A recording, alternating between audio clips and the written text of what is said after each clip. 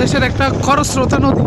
এই নদীর বলে তিস্তা নদীর এই শাখা নদী এখন শুকাইয়া মনে করতে মানুষ ধান চাষ করতে একটা নদী, যে নদী, এটা নদীর পার, আমি আরেক পাড়ের উপর দিয়ে যাইতেছি।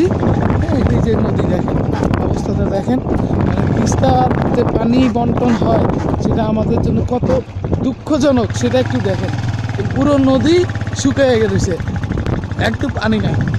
এটা এক সময় খরস্রোতার নদী ছিল। বর্ষাকালে এই নদীতে ঠাঁই পায় না, পাওয়া যায় না পানি।